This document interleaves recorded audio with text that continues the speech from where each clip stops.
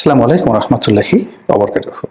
সম্মানিত দর্শক, জামাতের আমিরের সঙ্গে ভারতীয় গোয়েন্দা কর্মকর্তা অথবা কূটনৈতিক কর্মকর্তা অথবা ভারতীয় রাজনৈতিক নেতৃবৃন্দ তাদের একটা গোপন বৈঠক হয়েছে, এইরকম খবর বাংলাদেশে রীতিমতো চাউর হয়ে গেছে। এই খবরের ফলে জামাত, তাদের সহযোগী এবং যারা জামাত ওরিয়েন্টেড যে মতাদর্শ, সেই মতাদর্শের ধারক এবং বাহক, কিংবা জামাত যে সকল ন্যারেটিভ নিয়ে, রাজনীতির যে সকল বক্তব্য নিয়ে তারা টিকে আছে বা ক্ষমতা যেতে চাচ্ছে, তো এই খবর রীতিমতো তার উপর চড়পেটাঘাত।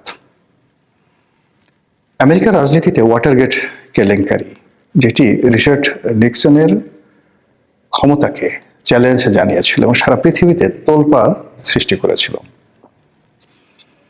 আমেরিকার ইতিহাসে সবচেয়ে বড় রাজনৈতিক কেলেঙ্কারি, এমনকি কন্ট্রা অস্ত্র কেলেঙ্কারির চেয়ে জঘন্যতম কেলেঙ্কারি হিসেবে আমেরিকা জাতি এই ওয়াটারগেট কেলেঙ্কারিকে মনে করে।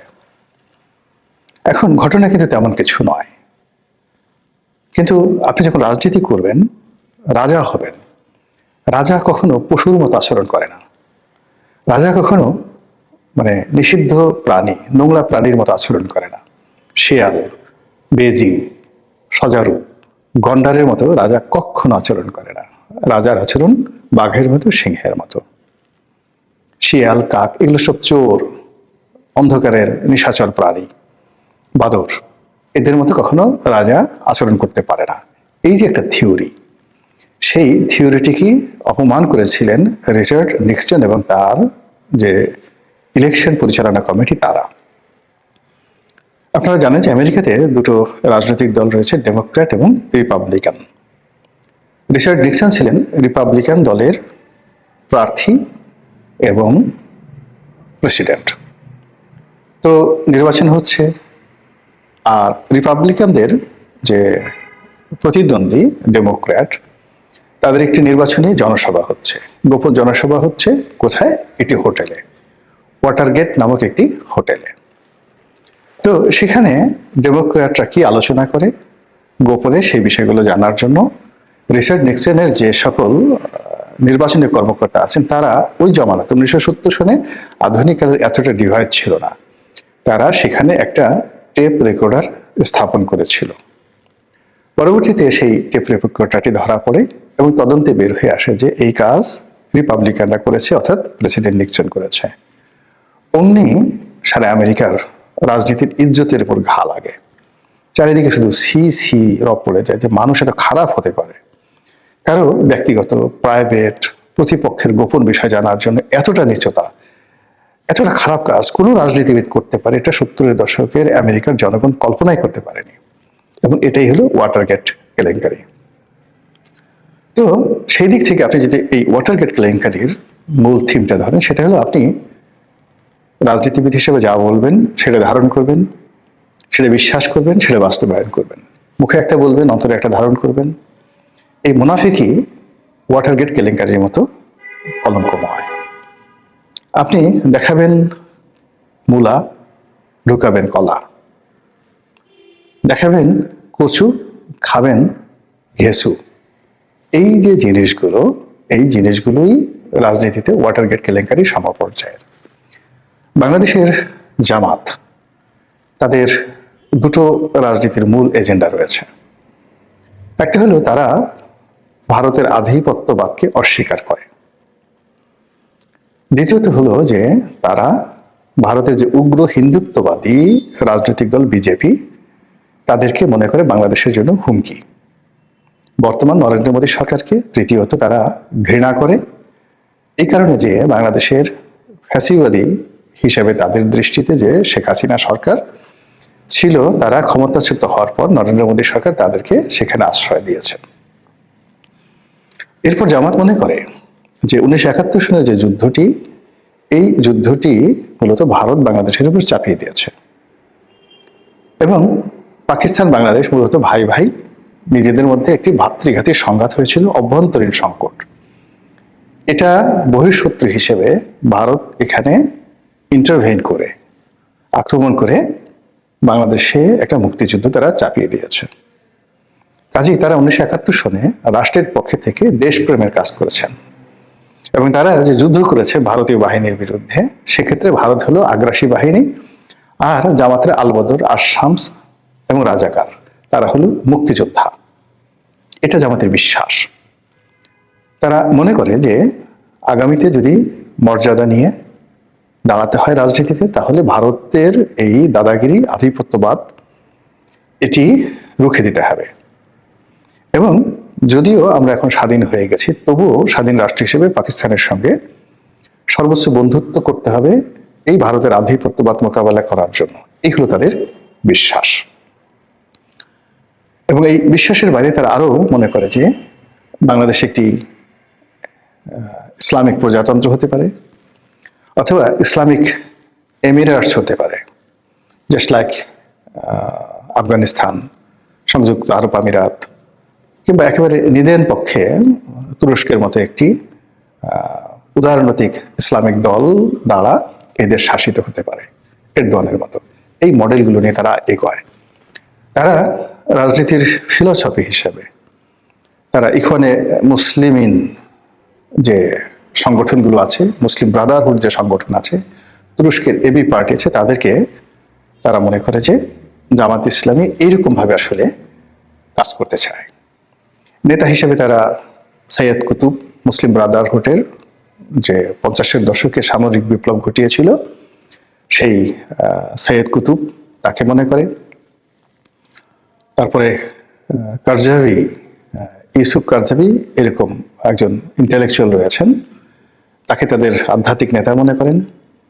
আর আবুল আলা মওদুদি এবং আবু ওহাব নজদি, এদের যে ধর্মতত্ত্ব, সেই ধর্মতত্ত্ব তারা ইবনে আরাবি পর্যন্ত, অর্থাৎ আগে ইবনে আরাবির থেকে যে থিওলজি, মুসলিম থিওলজি, ইসলামিক থিওলজি শুরু হয়েছে, সেই ইবনে আরাবি, তারপর ইবনে কাসির, ইবনে কাসিরের পর আবু ওহাব নজদি, এরপরে আবুল আলা মওদুদি হয়ে বাংলাদেশের গোলাম আজম হয়ে এই ধর্মতত্ত্ব তারা বিশ্বাস করে। তো এইভাবে করতে করতে করতে করতে 2024 সালের যে জুলাই আগস্ট বিপ্লব হলো, সেই বিপ্লবের সবচেয়ে বড় স্টেক হোল্ডার, মাস্টার মাইন্ড, সেনাপতি, যা বলেন না কেন, এটা মূলত জামাত। আমরা সবাই এখন জানি যে এনসিপি, টেনসিপি, অন্য যে সকল 10টি প্রক্সি সংগঠন রয়েছে, 10টি প্রায়োরিটি, এটি মূলত জামাতেরই A team, B team, C team, D team. তাদের মাধ্যমে সেই যে 2008-9 সন থেকে জামাত যে প্রস্তুতি নিয়ে যাচ্ছে ধারাবাহিকভাবে, সেটির বিস্ফোরণ ঘটেছে 2024 সনের আগস্ট মাসে। ফলে জামাত এই মুহূর্তে বাংলাদেশের সবচেয়ে শক্তিশালী সংগঠন, যাদের হাতে রাষ্ট্র ক্ষমতা আছে। এবং আজকের দিন পর্যন্ত জামাতই আসলে রাষ্ট্র চালাচ্ছে। আর জনপ্রিয় দল হিসেবে, শক্তিশালী দল হিসেবে, যেখানে যেখানে আসলে প্রভাব বিস্তার করলে জামাতের ক্ষমতায় আসতে, রাষ্ট্র পরিচালনা করতে কোনো সমস্যা হবে না, বরং বদনাম হবে, সেই জায়গাগুলো তারা বিএনপিকে ছেড়ে দিয়েছে। Tempo stand, bus stand, bank, বিমা, চাঁদাবাজি থেকে শুরু করে পুলিশের বড় বড় নিয়োগ বদলি, সিভিল সার্ভিসের মানে মিডল ক্লাসের কর্মকর্তাগুলো সব জামাত তাদেরকে ছেড়ে দিয়েছে এবং বিএনপি সেইকে নিয়ে মুড়ি মুরগির মতো তারা খাচ্ছে। কিন্তু মূল যে হাল, মূল যে বৈঠা, দ্য মেইন সুইচ, এটি আজকের দিন পর্যন্ত জামাতের হাতে। তো এই সময়ের মধ্যে জামাতের আমির আন্তর্জাতিক বার্তা সংস্থা রয়টার্সকে একটি সাক্ষাৎকার দিলেন।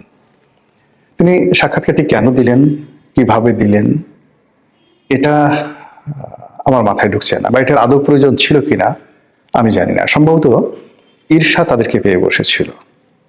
এর কারণ হলো সেই গত 3-4 মাস ধরে আওয়ামী লীগ এবং শেখ হাসিনার সম্পর্কে আন্তর্জাতিক সব গণমাধ্যম একের পর এক মানে রীতিমতো বোম ব্রাস্টিং নিউজ করে যাচ্ছে। তারপর তারেক রহমান সাহেবের আগমন, বেগম খালেদা জিয়ার অসুস্থতা এবং সর্বশেষ তার জানাজা নিয়ে আন্তর্জাতিক গণমাধ্যমে কেবল বিএনপি বিএনপি বিএনপি।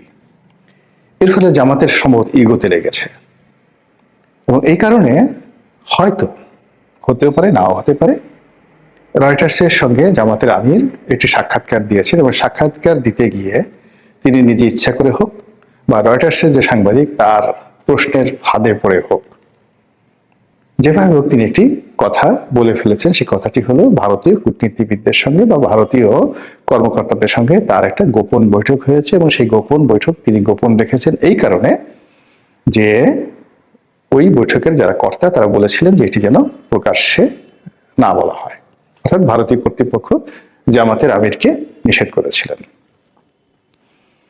এই কথার আগা মাথা সত্য মিথ্যা মানে অন্তর্নিহিত তাৎপর্য কোনো কিছু বিবেচনা না করে চারিদিকে শুধু সি সি সি সি সি সেই ওয়াটার গেট কেলেঙ্কারির মতো এত সুন্দর দাড়ি নিয়ে, এত সুন্দর টুপি নিয়ে এইভাবে মানুষ এই কাজ করে, সারাক্ষণ মানে ইন্ডিয়াকে গালাগালি করছেন, এই মানে আপনাদের যে বি টিম সি টিম দিয়ে সেভেন সিস্টার আলাদা করছেন, ডি টিম দিয়ে মুজাহিদ বাহিনী গঠন করছেন, দিল্লি দখল করবেন, আর অন্যদিকে ক্ষমতায় যাওয়ার জন্য দিল্লির পাস আসছেন, দিল্লির লোকের সাথে গোপনে বৈঠক করছেন। কেউ বলছে যে তিনি যখন অসুস্থ ছিলেন তখন তার সঙ্গে দেখা করতে এসছে, কেউ বলছে তিনি দেখা করার জন্য লন্ডনে গেছেন এবং জামাতের যারা লোকজন আছেন, এরকম একটা ছিছি অবস্থা। অন্যদিকে যেটা হলো জামাতের যে সকল ভাড়া করা বট বাহিনী আছে, যারা ইউটিউবার রয়েছে, যাদেরকে সবাই টোকাই ইউটিউবার বলে, এদের কারো নাম 3 ইঞ্চি, কারো নাম ইল্লু, কারো নাম পিঙ্কু, নানা রকম এদের নাম হয়ে গেছে। এই লোকগুলো এই ভারত বিরোধিতাকে চাঙ্গা করে মানে কতগুলো অন্ধ বাংলাদেশের মানুষ, কতগুলো অন্ধ, কতগুলো বেকুব, কতগুলো মূর্খ, এই একটা বেস, একটা ফ্যান এবং ফলোয়ার বেস তারা গড়ে তুলেছে এই বট বাহিনী। তো এই বট বাহিনীর মুখে মানে জোকের মুখে যদি আপনি লবণ দেন, কিংবা ধরুন কোনো একটা মানুষের মুখের মধ্যে যদি আপনি খুব দুর্গন্ধযুক্ত মনুষ্য বিষ্ঠা আচ্ছা মতন তার মুখের মধ্যে ভরে দেন এবং মেখে দেন, তখন সেই প্রাণীটির যে দুরবস্থা হবে। এখন এই যে জামাতের বট বাহিনী, জামাতের ভাড়া করা সেই ইউটিউবার, এই গোষ্ঠীটির মুখে রীতিমতো সেই আবর্জনা পড়েছে, চুন পড়েছে, চুনকালি লেগে গেছে। তারা এখন কি বলবে? ঘটনা যা গবার তা ঘটে গেছে, আলোচনা হচ্ছে, সমালোচনা হচ্ছে। এর মধ্যে জামাতের পক্ষ থেকে, আমিরের পক্ষ থেকে বলা হয়েছে যে এটা একেবারে নেহায়েত একটি যাকে বলা হয় সৌজন্য সাক্ষাৎ ছিল। তিনি যখন অসুস্থ ছিলেন দলে দলে লোক তাকে দেখতে এসেছে, ভারতের লোকও দেখতে এসেছে, অন্যান্য যারা এসেছেন তাদের ব্যাপারে জামাত প্রেস রিলিজ দিয়েছে যে অমুক দূতাবাস থেকে এসছে, অমুক কূটনীতিবিদ আসছে, ইউরোপীয় ইউনিয়নের লোকজন আসছে। কিন্তু ভারতের যে সকল লোক তার সঙ্গে দেখা করতে এসছে তারা অনুরোধ করেছিল যেন এই বক্তব্যটি প্রেসে না আসে বা তারা যে এসছে এটা যেন প্রেসে না আসে। যেহেতু জামাত ইমানদার একটা দল, ভদ্র একটি দল এবং শত্রু মিত্র সকলের জন্য তাদের দরজা খোলা এবং তারা যত শত্রু হোক না কেন তাদের প্রতি অনেক উদার। যেহেতু ভারতের যারা লোকজন আসছে তারা আসছে ভদ্রতা দেখিয়ে এবং তারা তো সেই অবস্থাতে তাদের সাথে অভদ্রতা দেখাতে পারে না, বলতে পারে না যে আমরা তোমাদের সঙ্গে দেখা করব না। আবার দেখা করার পর তারা এটা অনুরোধ করেছে, সেই অনুরোধটা তারা রেখেছে, এই হলো বক্তব্য। কিন্তু কেউ বিশ্বাস করছে না। তারা বরং এই যে জামাত আমিরের এই বক্তব্যকে আরো নেতিবাচক অর্থে তারা ব্যাখ্যা এবং বিবৃতি দিচ্ছে।